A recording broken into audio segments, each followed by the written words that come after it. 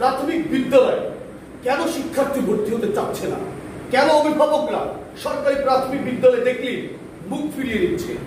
আপনি পড়ার আগ্রহ নেই বললেই চলে শিক্ষার্থীদের এবং অভিভাবকদের।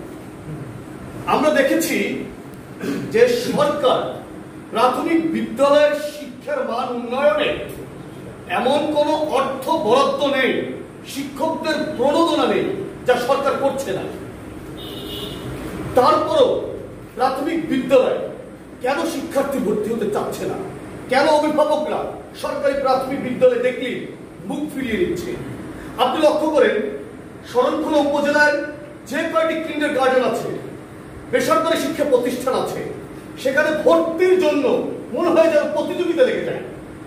সিট নাই, তাদের নির্ধারিত কিছু আসন আছে, তারপরেও সেখানে মনে হয় ভর্তি যুদ্ধ হয়।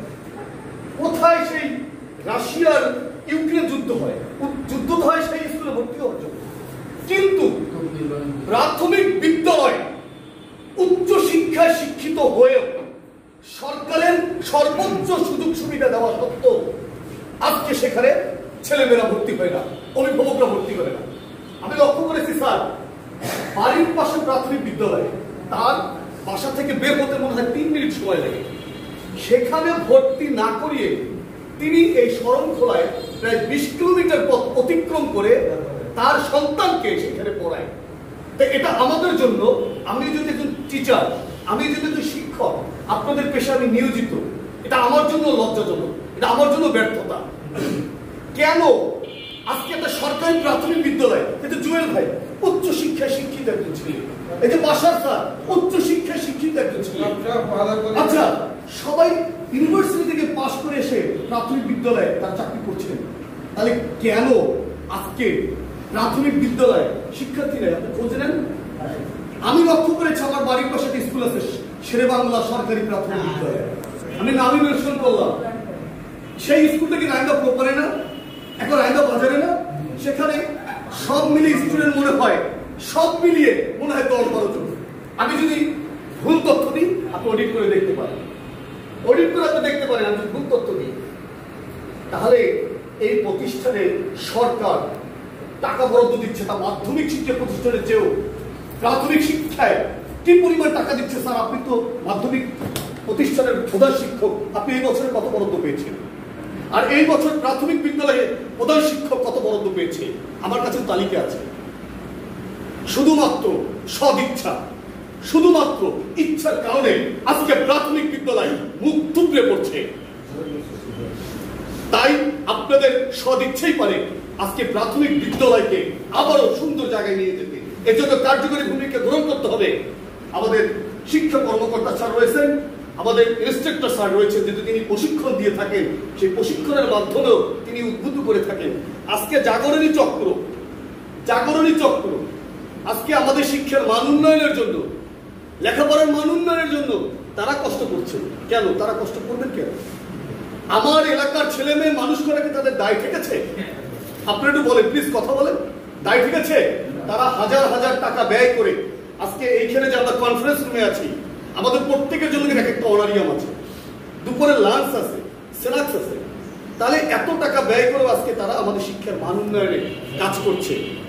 আরেকটি বিষয়, জাগরণী চক্রের একটি প্রোগ্রাম ছিল এর আগে, সেখানে আমি ছিলাম। উপজেলা যে মিলনায়তন রয়েছে সেখানে আসলে শিক্ষা ক্ষেত্রে, ক্রীড়া অঙ্গনে, সাংস্কৃতিক অঙ্গনে রাজনীতি দেখে কিছু হয় না, প্রতিভা দেখি হয়, মূল বিষয়টা হচ্ছে তাই।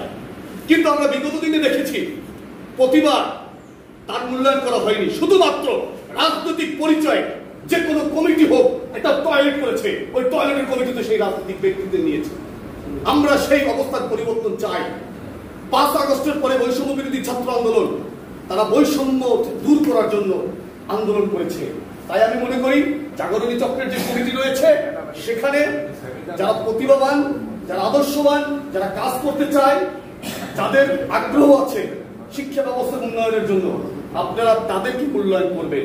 আমি সুজন, আমার মা মহিলা দলের সভাপতি, আমার বাবা শরণখোলা উপজেলা বিএনপির সিনিয়র যুগ্ম আহ্বায়ক, আমার বাবা শহীদুল ইসলাম রিপন, তিনি 22 বছর যুবদলের সফল সভাপতি। এই পরিচয় সুজনের পরিচয় না। সুজনের পরিচয় হবে সুজন আসলে তিনি কাজ করেন কিনা, তিনি আসলে শিক্ষা বান্ধব কিনা। আপনারা সেইভাবে লোক নির্বাচন করে আপনারা কমিটি করবেন, যেন ওই কমিটি নিয়ে কোনো ধরনের স্বজনপ্রীতি, কোনো ধরনের বিতর্কতা এগুলো যেন সৃষ্টি না হয়। যদি সৃষ্টি হয়, জাগরের চক্রকে কিন্তু শরণখোলা উপজেলাবাসী ছাড় দেবে না। এই ব্যাপারে আপনারা সতর্ক থাকবেন। কিন্তু আপনাদের সহযোগিতা করার জন্য আমরা আছি। জুয়েল ভাই বলতেন তরুণ নেতৃত্ব আছে, এখানে আমাদের নাসিরউদ্দিন মুক্ত মামার মতো লোক আছে, এখানে আমাদের আলতাফ মামার মতো লোক আছে, এখানে আরো আমাদের সেক্রেটারি রয়েছেন। এরা অন্যায় করে না, এরা অন্যায়কে প্রশ্রয় দেন। আমাদের আরেক দুইজন স্যার রয়েছেন এখানে, এরা অন্যায়ের বিরুদ্ধে কাজ করে। আমাদের ছাত্র নেতা শাহিন রয়েছেন। তাই আপনারা স্বাধীনভাবে আপনারা এদের সাথে পরামর্শ করে আপনারা কমিটি নির্বাচন করবেন। আরেকটা বিষয়, যদি আপনাদের কোনো বরাদ্দ থাকে, সেই বরাদ্দ যেন সুষ্ঠু বন্টন হয়। এবং জাগরণী চক্রকে আমি ধন্যবাদ জানাচ্ছি। হয়তো আমার কথা আপনাদেরকে খারাপ লাগছে, হয়তো আমার কথা আপনাদের হৃদয়ে আঘাত দিয়েছে, হয়তো আমার কথাগুলো আপনাদের কাছে অমূলক মনে হয়েছে যে এই ছেলে কি উল্টাপাল্টা কথা বলছে। যদি এই ধরনের কথা আপনাদের কাছে মনে হয়ে থাকে, তাহলে আমি আপনাদের কাছে ক্ষমা চেয়ে নিচ্ছি। আবারও বলছি, আজকে এনজিও আমাদের শরণখোলা উপজেলা নয়, উপকূলীয় অঞ্চলের প্রেক্ষাপট চেঞ্জ করছে।